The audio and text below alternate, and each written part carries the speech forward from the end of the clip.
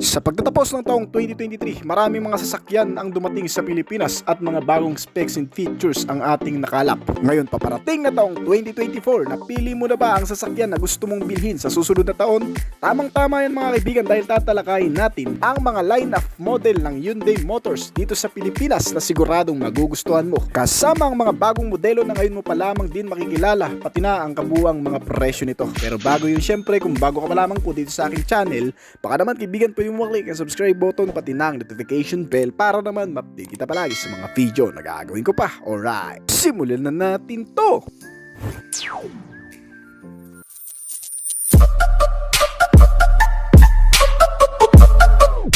Hyundai Costin.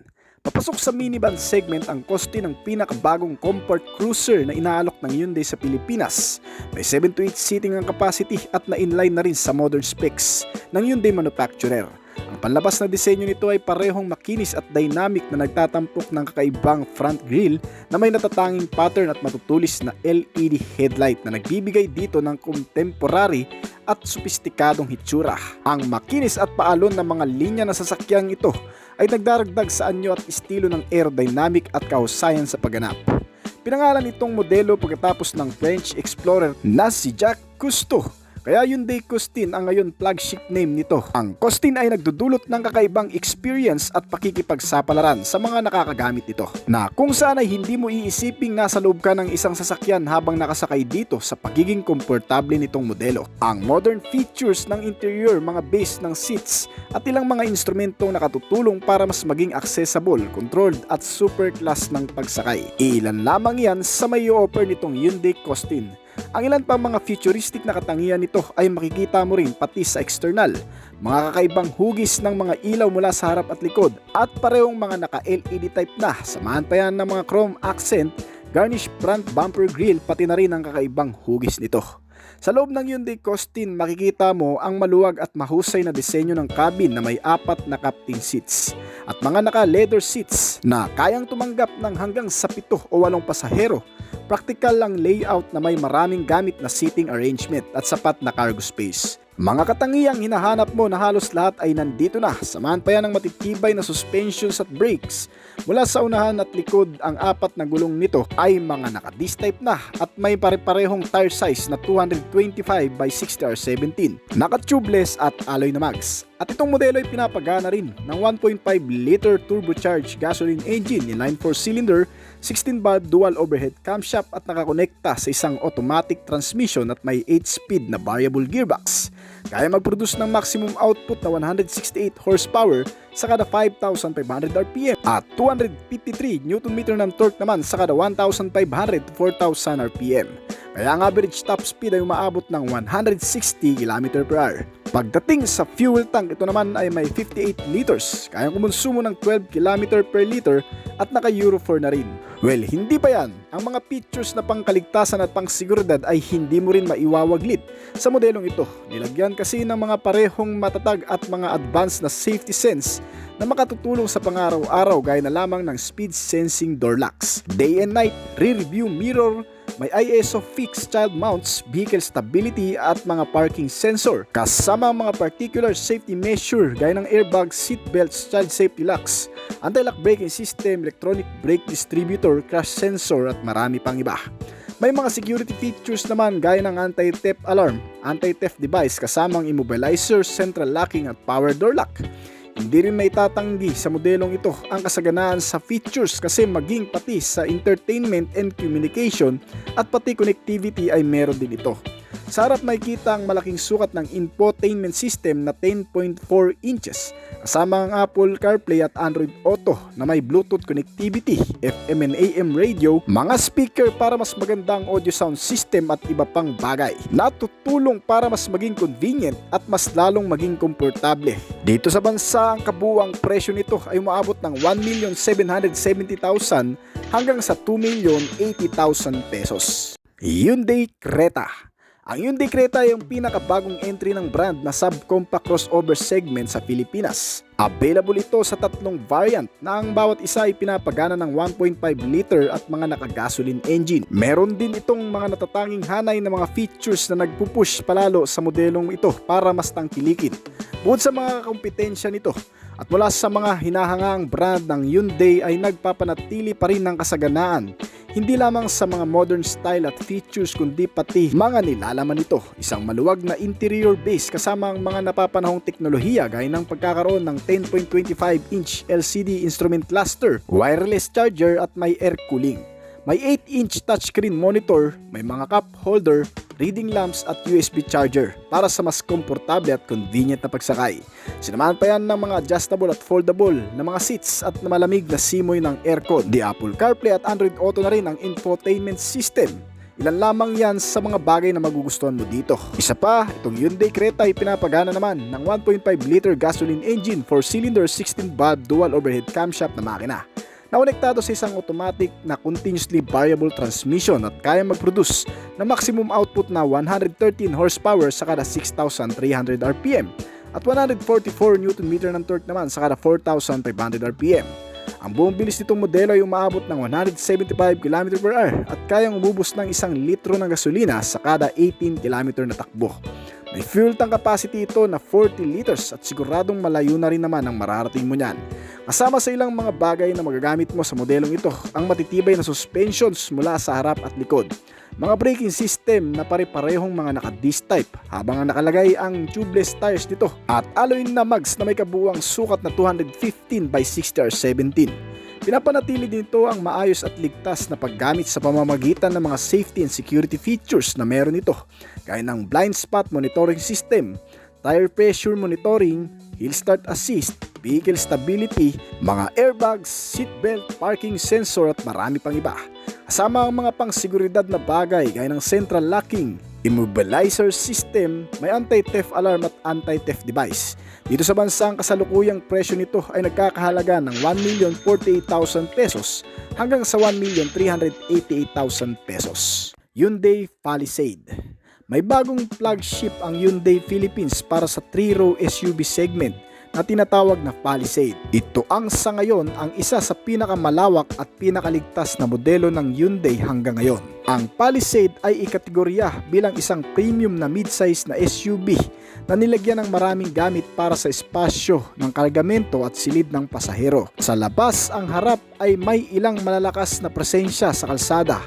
Animoy isang malumanay pero sa bandang huli ay maglalabas ng kakaibang appeal. Lalo na sa restyle cascading front grille nito na nag-highlight sa buong volume na over fenders at muscular stance. Binibigyan diin ito ng mga slim LED headlight at nakahiwalay na ilaw sa harap para sa mga dynamic running lights indicator at fog lamp. Ang aerodynamics ay nakakamit sa pamamagitan ng particular na pahiwatig ng disenyo na kinabibilangan ng isang mabilis na anggulo ng A-pillar, isang garnish sa gilid ng spoiler sa likuran at isang pina-optimize na air-cooled ventilator nito sa loob, gabay ng hangin papunta sa mga pasahero. Ang panel sa ilalim na underskid at mga deflector ng air sa likod ng gulong ay nagbibigay ng mas magandang aerodynamic. Interior capacity. Ito ay may 8-seater na SUV.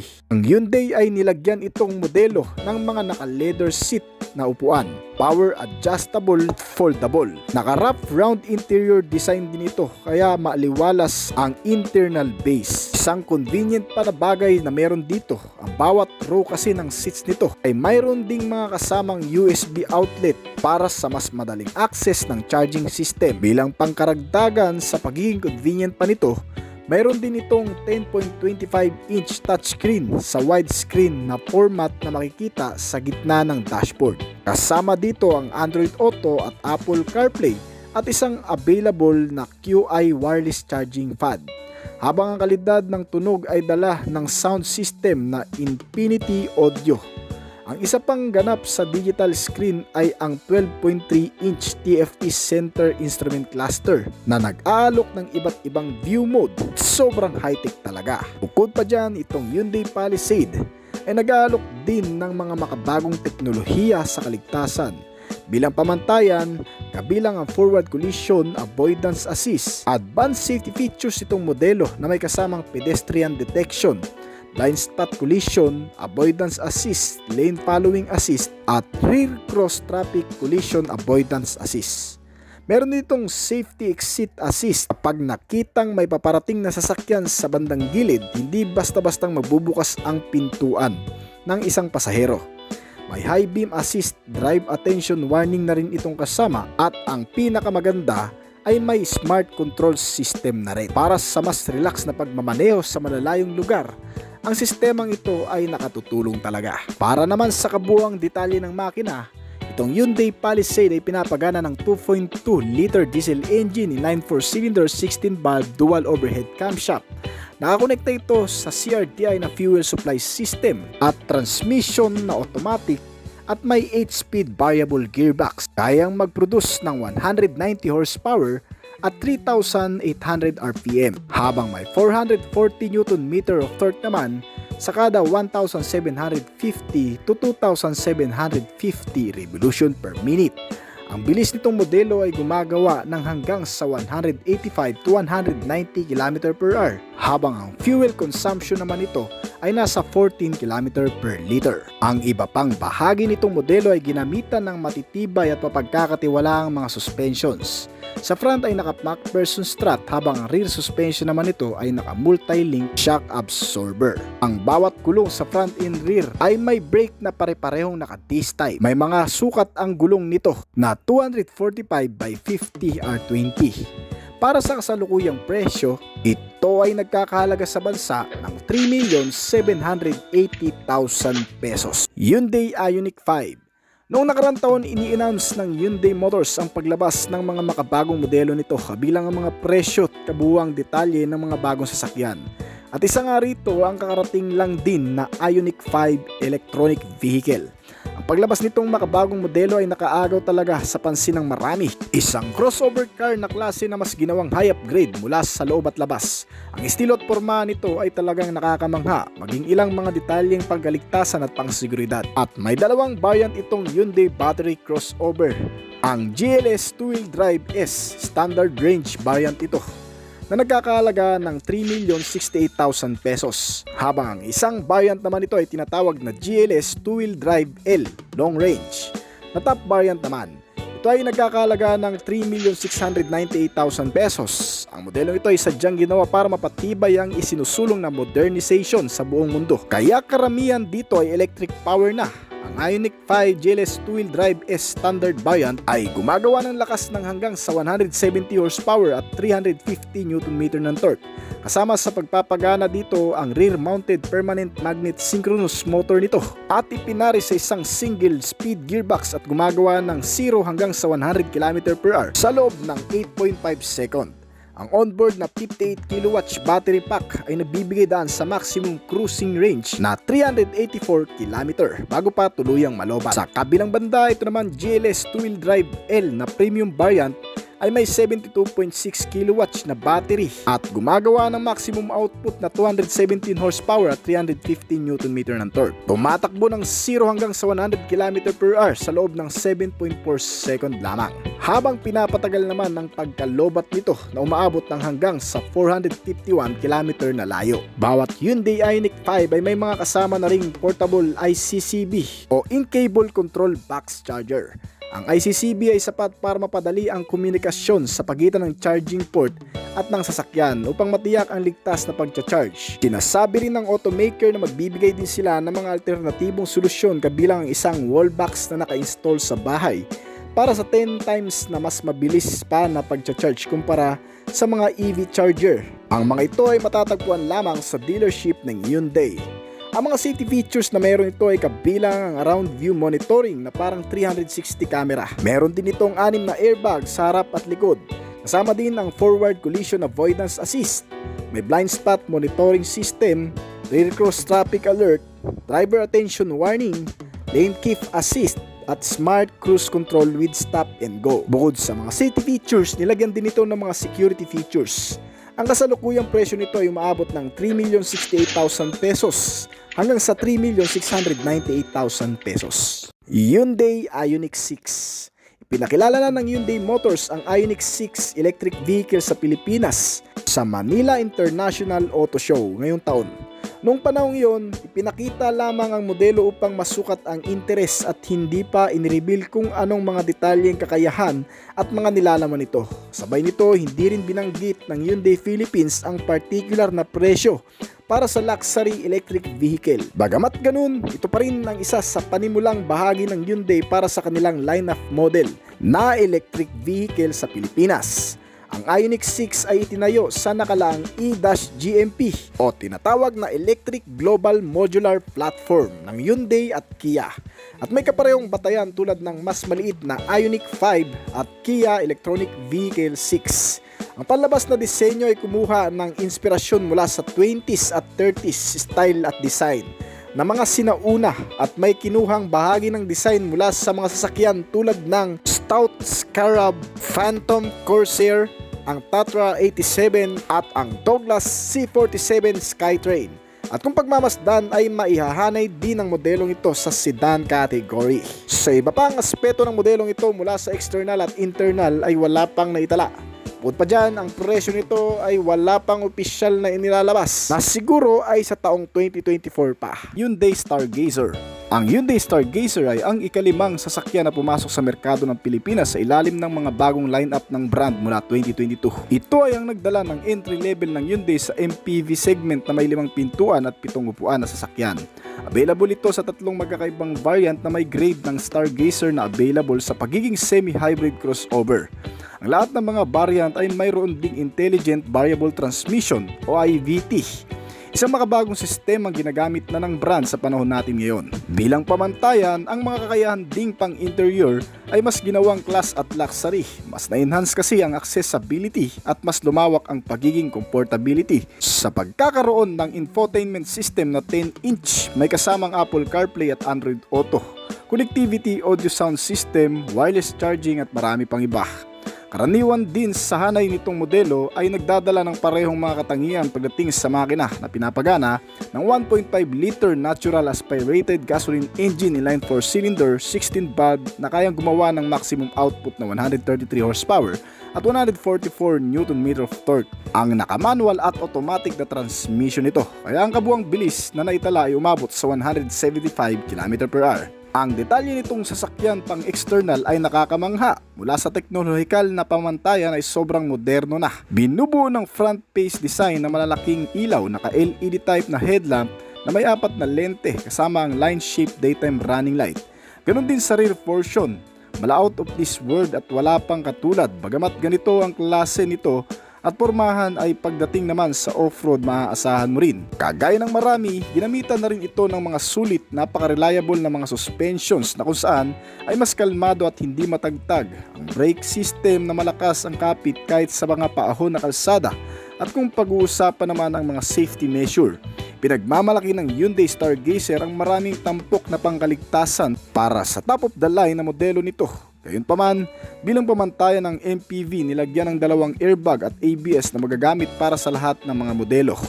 Ang modelo ng GLS ay may mga karagdagang gaya ng electronic stability control at hill start assist. At meron din itong high beam assist, blind spot collision, avoidance assist, rear cross traffic alert, collision avoidance at marami pang iba. Dito sa bansa, ang kasalukuyang presyo nito ay umaabot ng 1,068,000 pesos hanggang sa 1,288,000 pesos sa pinaka-top variant nito, ang Hyundai Staria. Ang Hyundai Staria ay ang entry ng brand sa minivan segment sa Pilipinas. Ito ay ginawang mas kumpletong gamit base sa 4 na variant nito, na ang isa ay isang modelo na pangkargamento o pangkargahan. At ang iba naman ay pampasaherong sasakyan. Available din ang isang all-wheeler drive o 4-wheel drive na variant nito na ginawang isang versatile na sasakyan na top variant. Itong Hyundai Staria ay isang uri ng minivan na kayang hawakan ang halos anumang uri ng lupain. Malulubak, mababato, matutubig o anuman ay kayang-kayang tahakin. Ganyan idinisenyo ang isang ito, kaya hindi lamang pang city ride, sa off-road at rough road ay kaya ring i-ride. Ang buong detalye ng makina nito ay pinapatakbo ng 2.2 liter na turbo diesel at nagbibigay ng kakayahang puwersa para paganahin ang 4 na gulong o sa likuran lamang. Sa pamamagitan ng 8-speed automatic o 6-speed manual transmission nito ay kayang mag-produce ng maximum output na 175 horsepower at 3,800 RPM. At 430 Nm na torque naman sa kada 1,500 to 2,500 na revolution per minute. Ang modelong ito ay matipid sa gasolina, isang perpektong obra mula sa Korean car manufacturer na Hyundai Motors na kayang kumonsumo ng hanggang sa 16 km per liter. Naka CRDI at Euro 4 compliance na rin. Pagdating naman sa features, isa rin ata sa magugustuhan mo dito ang pagiging advanced nito sa nakararami. Sa mga bagay pang teknolohikal na meron ito, ang pangunahing safety features kagaya ng lane keep assist, forward collision avoidance assist, blind spot monitoring, hill start at downhill assist ay ilan lamang sa mga advanced safety sense na meron ito. At bukod pa dyan ang pagiging unique o mala out of this world na external attire ay nagpapakita ng makabagong henerasyon sa hinaharap na kung saan kakaiba ang hugis ng mga ilaw mula sa front at mga line shape DRL, malalaking headlamp at rear combination lamp na pare-parehong naka LED type na. Wala ka na sigurong hahanapin pa kung ito man ang isa sa pagpipilian mo. Bukod kasi dyan ang kasaganaan sa teknolohiya ay hindi rin pinalampas maging sa internal details nito.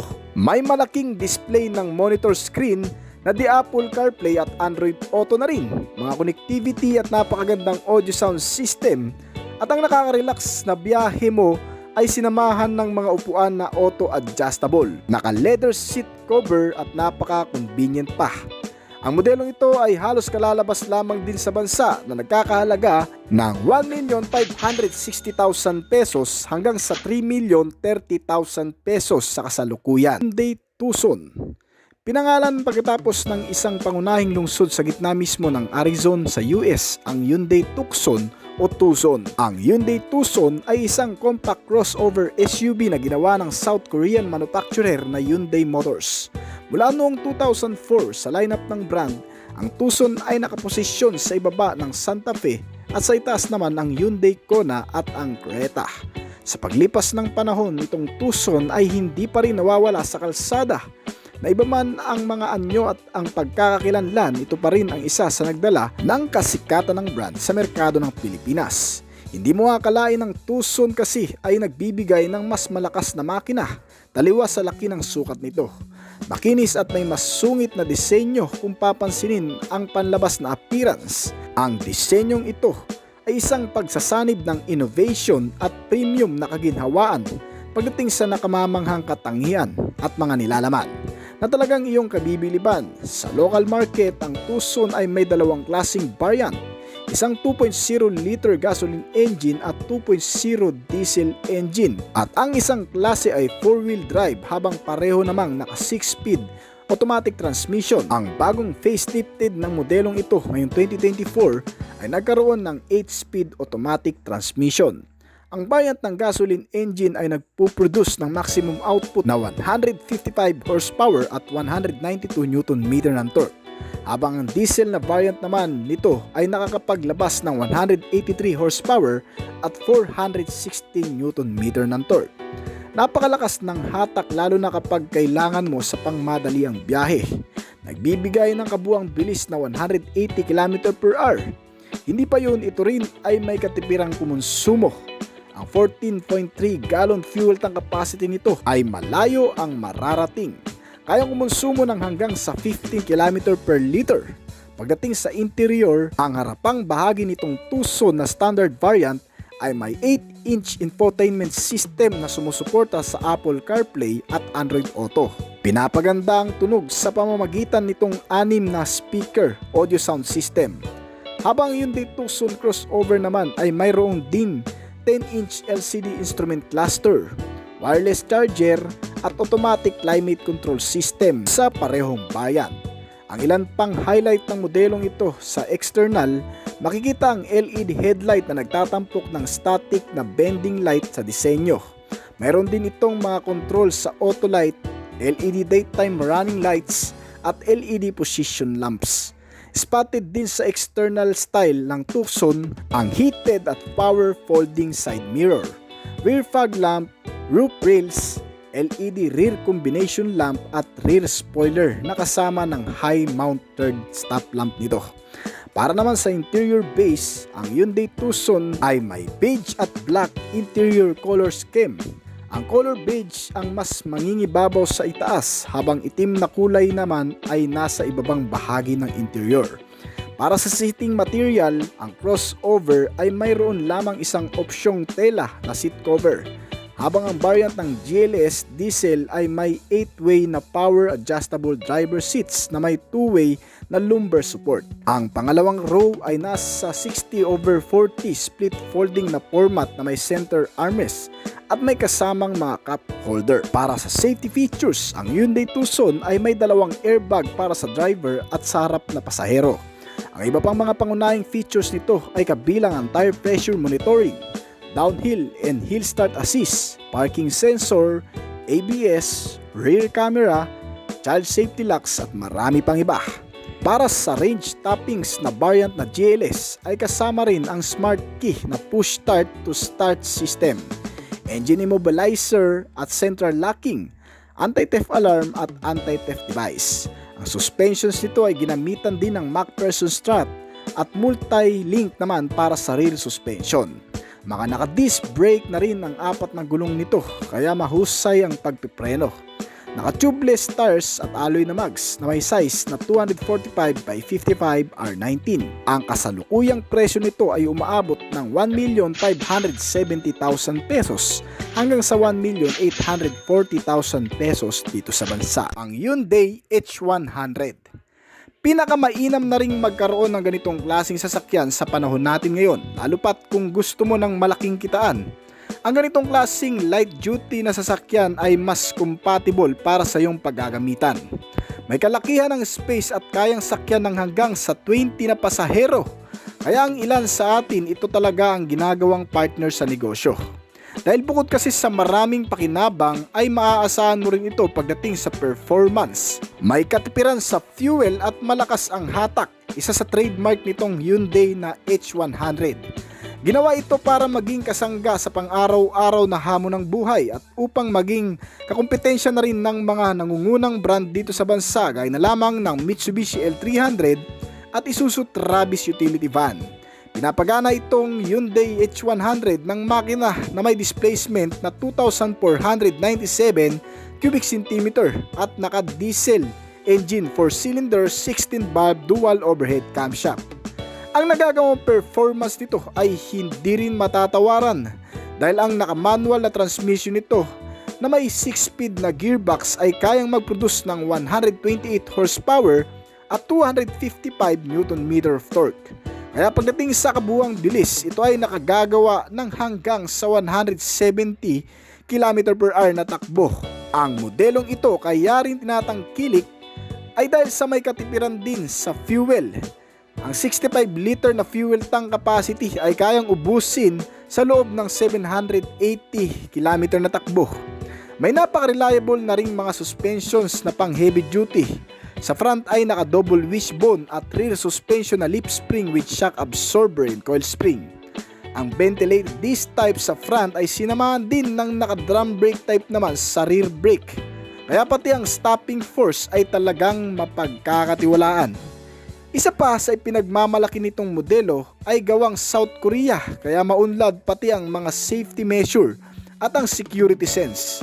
Nilagyan ng anti-lock braking system, electronic brake distributor o EBD at brake assist na makatutulong sa mas ligtas na pagpepreno. Bukod pa dyan ay meron na rin itong vehicle stability control system with crash sensor, mga airbags sa driver and passenger at may side and front impact beams na rin kasama, mga seatbelts at marami pang iba. Dito sa bansa ay may 3 klaseng variant ito na pagpipilian. Nagkakahalaga ng 984,000 to 1,240,000 pesos. Hyundai Santa Fe 2023 model. Itong Hyundai Santa Fe ay nag-o-offer ng striking style sa kahit saang sulok at anggulo. Ang front face grille cover na honeycomb design ay binabalanse ang napakagandang T-shaped LED type daytime running light at ang LED type din na headlamp nito sa ibaba. Ang sharp side portion character line naman ay nagpapakita ng muscular stand at malabruskong katangian na kumukonekta naman sa panlikod na bahagi nito, na mayroon namang makikitang unique type na klase ng pagkakadisenyo sa LED type na rear combination lamp nito at nakakonect din sa LED type tail lamps sa may tailgate body naman ito. Isa pa, meron din itong LED type na side mirror turn signal lamps para mas malinaw at madali ka agad ding matukoy ng mga sasakyang nasa paligid mo kung saan side ka liliko o direksyon ka pupunta. Sinamahan na rin ng matitibay at hindi basta-bastang bibigay kahit sa malulubak na kalsada ang napakagandang forma na alloy wheel mugs nito na may kabuuang sukat na 20 inches. Nakalagay naman sa 235 by 55 na kabuuang sukat na tubeless tires nito. Ang maganda pa sa modelong ito ay automatic nag-o-open na rin ang rear tailgate nito once na masense ang smart key entry sa malapit. Kaya madali mo na lamang ding mailalagay ang mga valuable na dala mo sa rear compartment nito. Meron pang extra compartment underfloor at sa sobrang high-tech pa nito, ang mga seats o upuan nito ay may automatic switch remote control na rin para ito ay matupi o may adjust. Ang napakalawak na rear at space compartment nito ay kayang magkarga ng hanggang sa 214 liter total cargo capacity kapag nakatupi lahat ng mga upuan sa likuran. Hindi mo na rin kailangan pang pindutin ang susi o remote key nito para mabuksan ang pintuan dahil kagaya ng tailgate, ito ay may sensor na rin na kung saan automatic ding nagbubukas kapag ang transmitter key nito ay nasisense na sa malapit. At sa loob naman ay makikita ang modern at luxury interior nito. Ang dashboard na may floating center console ay naka-design para sa pagiging accessible ng sasakyan sa mga key switch function. Wala na rin tayong makikitang shifting lever na traditional way ng pagmamaniobra dahil karamihan dito ay talagang the key switch system na. Ang advantage pa nito ay mas mamamaximize ang storage space at hindi na masyadong sagabal sa pagmamaneho. Ang high definition full colored na 10.25 inches touchscreen monitor ay maraming connectivity at accessibility gaya na lamang ng navigation system, Apple CarPlay at Android Auto. Isa pa, meron na rin itong mas update features na connectivity na tinatawag na Blue Link. Parang Bluetooth lang din ito pero ang nagagawa nito hindi lamang kasi features ng gadget ang naiko-connect mo dito. Using this Blue Link na tinatawag ay makokontrol mo na rin ang buong bahagi ng sistema nitong sasakyan na kung saan dito ay pwede mong i-on o i-off or i-unlock o i-lock ang mga pintuan nito gamit lamang ang iyong cellphone. Ang isa pang high-tech features nito ang kanyang remote key. Isa rin kasi ito na pwedeng i-remote naman mismo sa pagpapaandar nitong sasakyan, kumbaga parang autopilot. Lalo na kapag nasiksik ito sa parkingan at hindi ka makapasok sa loob. Using this remote smart parking assist ay mapapaabante mo itong sasakyan kahit walang nagdadrive sa loob. Meron na rin pala itong kasamang wireless charging system sa mismong packet nito. Pwede ka na rin mag-charge, hindi na kailangan ng USB cord. Ang mga upuan naman nito ay naka-leather seat na, power adjustable sa driver's side at mas komportable na rin dahil kahit papano ay may extra support pa sa legroom ng driver seats upang sa ganun ay mas nakaka-relax at ang pagdadrive ay hindi nakakangalay. Bukod pa dyan, ang pagiging komportable nitong sasakyan ay mas pinalawak pa. Sinama na rin kasi ng dual zone auto climate control system na kung saan ang driver at passenger ay automatically mai-a-adjust ang temperature depende sa kanya-kanyang preference at mas maiko-compromise ang bawat pangangailangan. Ang front end seats din nito ay may napakaganda ding view, hindi lamang sa bawat side kundi pati sa taas ng bubong dahil ito ay nagkaroon ng panoramic sunroof. Hindi na rin kailangan dito na full back out tinted ang ipalalagay mo sa kada bintana nito dahil meron na rin kasing kasamang built-in sunshade window for privacy. May mga speaker na rin itong kasama kaya maging audio system nito ay napaka-premium.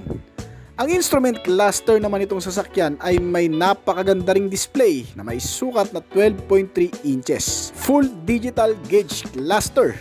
Mas makikita ng maigi ang mga sign o notification na lumalabas dito kasama ang ilan sa mga driving information, capability, signals at marami pang iba.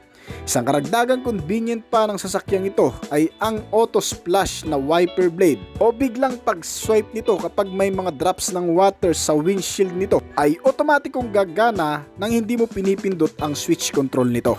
For safety measure naman, nilagyan na rin itong Hyundai Santa Fe ng 360 camera view na high definition kasi mas malawak ang nasasakop ng view nito sa buong kapaligiran sa labas. Isa pa, detached screen din ito kaya hindi ka mahihirapan sa kung anong object ang nais mong fokusan ng camera. Mas madali ring i-park dahil sa pagkakaroon din ng rear camera at rear parking sensor. Ang buong full body arrangement din nitong Hyundai Santa Fe kasama ng mga side panels at reinforcement ay talagang matitibay at flexible.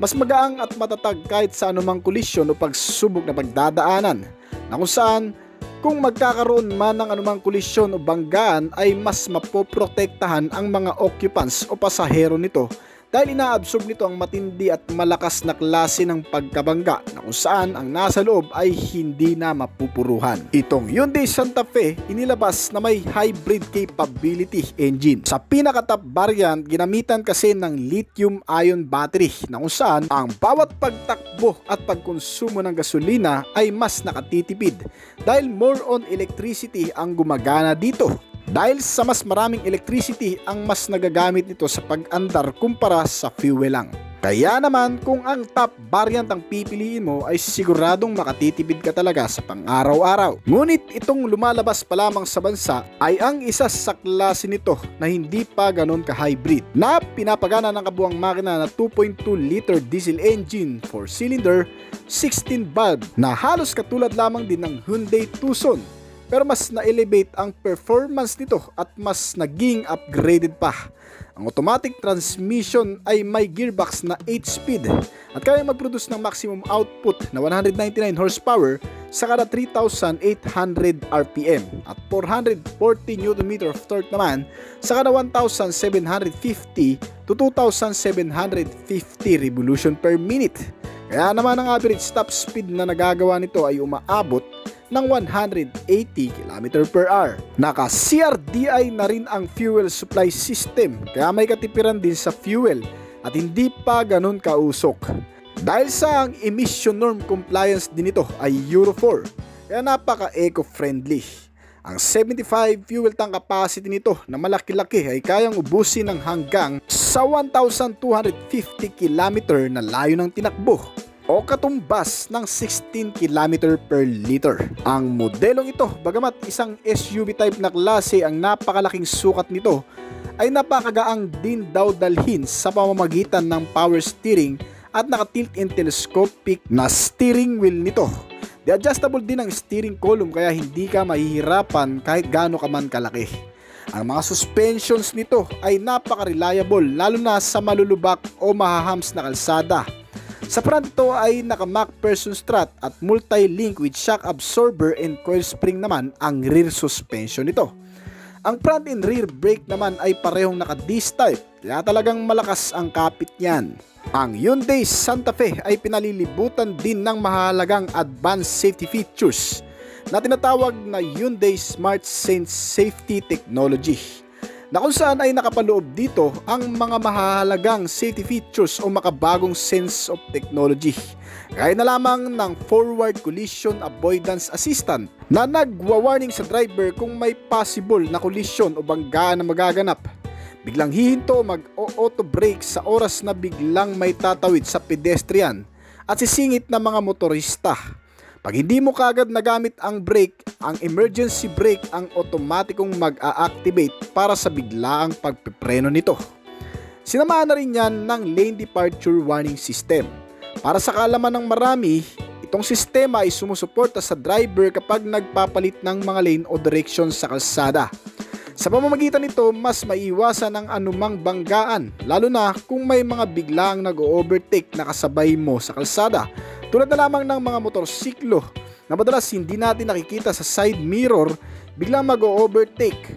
Dahil sa sistemang ito ay mas magiging alerto tayo sa mga kasabayan natin.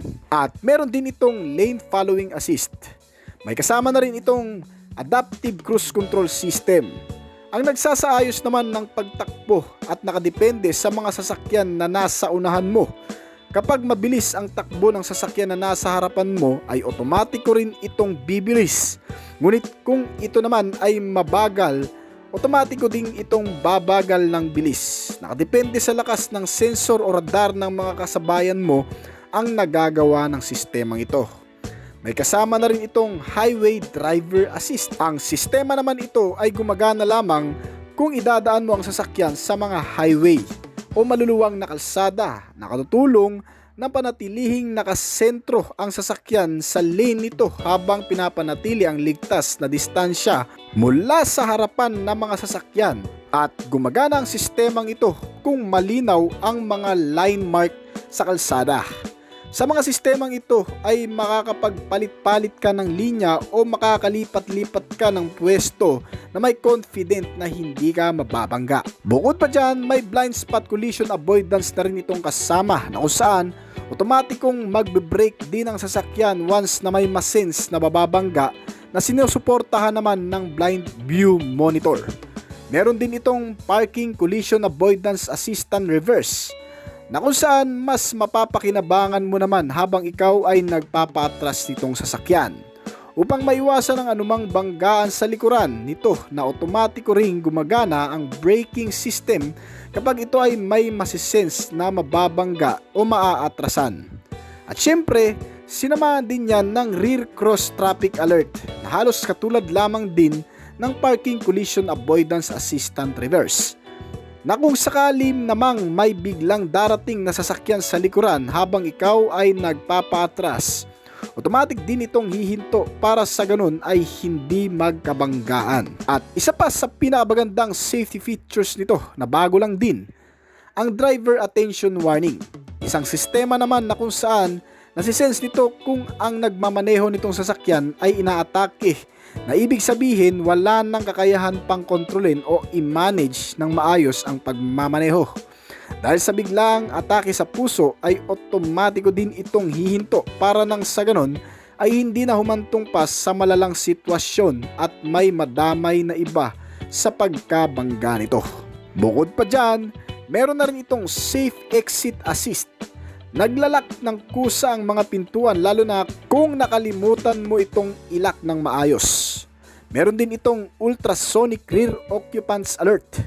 Nasisense naman ng sensor na ito kung sakaling nakalak na ang sasakyan at naiwan mo sa loob nito ang bata nating kasama o mga alaga nating hayop na minsan ay nakakalimutan natin. Ang ultrasonic rear occupant alert ay automatic namang nagbibigay ng sign sa driver sa pamamagitan ng pag-alarm ng sasakyan at ng cellphone na nakakonek sa blue link nito na may lumalabas na notification tungkol dito. At ang ilan pa sa mga standard safety features nito ay hindi rin nawala, kagaya na lamang ng driver and passenger airbags. May mga seat belts na rin ito sa kada upuan at mga front and side impact beams na kasama. At hindi lamang yan dahil marami pang iba. Itong modelo bukod sa safety features ay sagana din sa mga security sense, gaya na lamang ng power door locks, central locking, engine immobilizer, anti-theft device at anti-theft alarm, at marami pang iba. Ang lahat ng mga bagay na magpapakonvenience sa iyo ay narito na rin sa interior nito. Magagandang klase ng audio sound system with infotainment, communication, connectivity, may mga bottle and cup holder, at mga bulsa o console pocket na rin itong kasama with center armrest. May power window at malamig din ang aircon system nito. At syempre marami pang iba kang makikita na mas magpapakonvenient sa pagsakay mo dito. Ang mga ilaw nito ay fully compact LED type na mula sa harap at likod. May complete set na accessories for top variant with shark fin antenna. Ang modelong ito na Hyundai Santa Fe ay may 4 na klaseng variant na pagpipilian. Pero I think isang variant pa lamang din po ang dumarating dito sa bansa. Ang Hyundai Santa Fe na 2.2 CRDI GLS 8 automatic transmission DCT. Itong mga specs and features na ating nabanggit, kung na-notice mo sa actual na sa modelong ito na dumating sa bansa ay wala dito ang mga specs and features na nabanggit natin, kagaya na lamang ng advanced safety features at mga security features nito. Makikita mo lamang kasi ito na kumpleto sa mga safety sense o security features na gaya ng nating nabanggit sa pinaka-top variant nito. Nasa kasalukuyan ay hindi pa dumarating dito sa bansa. Itong modelo na 2.2 CRDI GLS 8 automatic transmission DCT na Hyundai Santa Fe na narito sa bansa ay nagkakahalaga ng 2,420,000 pesos. So hanggang dito na lamang po siguro ng ating video, pero bago po tayo magtapos ay nais ko po muna magpasalamat sa mga patuloy na sumusuporta, tumatangkilik at nagabang palagi sa mga video na ina-upload natin dito sa ating channel. Maraming salamat po at shoutout po sa inyo guys. Ngayon kung bago ka pa lamang po dito sa ating channel, baka naman kaibigan pwede mo mag-click ng subscribe button pati na ang notification bell para naman ma-update kita palagi sa mga video na gagawin ko pa. At syempre hintayin ko rin ang opinion at comment mo sa baba kung may mga katanungan ka tungkol sa video na ito. Huwag kang mayang mag-comment kaibigan upang nasa ganun ay masagutan ko rin ang mga nais mo pang malaman at makakuha rin ako ng idea mula sa iyo na magagamit ko sa aking mga susunod pang video na gagawin. This is Oblis Collection. Thank you!